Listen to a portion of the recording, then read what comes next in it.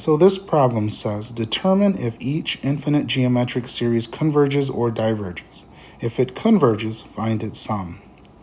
So the first thing we're going to do when we look at these series is consider the parameters for convergence.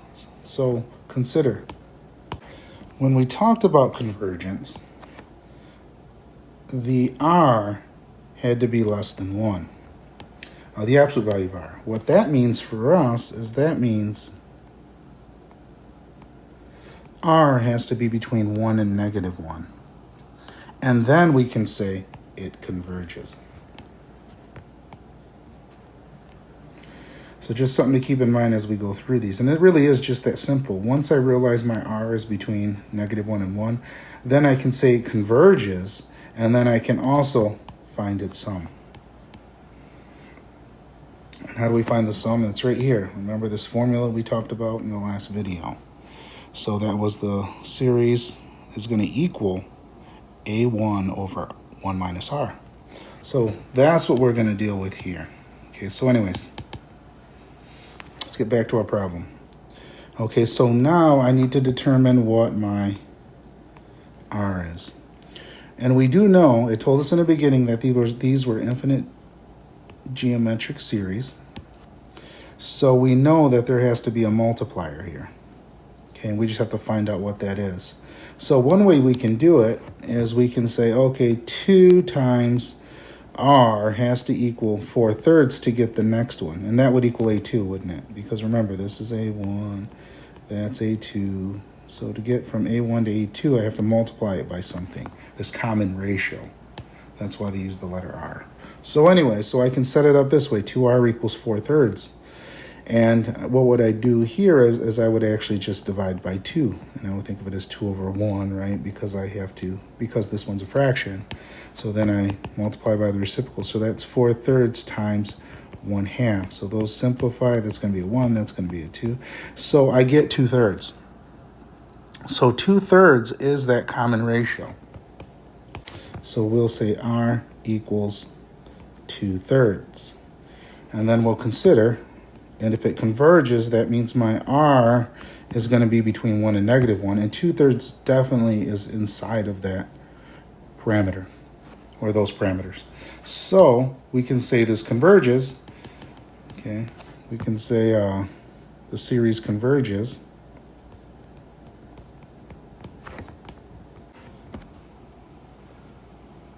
And I could say because 2/3 is less than 1. And also because it's geometric, but this is dealing with geometric. So that would be sufficient for this problem. But you'd have to write this out, so be aware of that. Because we're talking about justifying convergence here. And that's why it says determine. Determine means I got to show something for this, and that's how you would show it. Series converges because 2/3 is less than 1. That would be sufficient. Okay, so anyways, so now let's find that sum. So going back, here's our infinite convergence of infinite geometric series. We know it converges, so now we're at this step right here. We're going to find its sum. So that means I would take the series, and I wouldn't have to write it out in sigma notation, so be careful with that. But if I don't want to use sigma notation, I am going to have to say this: 2 plus 4/3 plus 8/9 plus ... equals, and then I can do my A1. My A1 is 2, and then 1 minus, and my R is 2/3. So I would have to show this here, this step. That's for sure. So this is really going to be 2 over, and 1 minus 2/3 is going to be 1/3. And then that's going to equal, remember, I'm going to flip this and multiply times 2, and I'm going to get 6. So there's your answer for this one, it's 6. And I didn't have to do the series, but let's say I wanted to do the series. I'm going to show you what that is too. So I just draw my sigma. I'll say k equals 1 to infinity. And then my A1 is 2, so I'll put a 2 here. And then my R is 2/3, so I'll put that in there. And then I'll say to the k minus 1. And I'll definitely check this to make sure. And I know when I plug in 1 for k, for k there, that it's going to equal 2/3 to the 0, which is going to give me 2 for the first term. So honestly, that's just to make sure that first term is where it's at. That's why I check that. And that would be how we can do sigma notation. It's not very difficult to set that up either. This is my A1, it goes there. My ratio goes here, and mostly it's going to be k minus 1. Okay, so that's the first one. So now let's do the next one.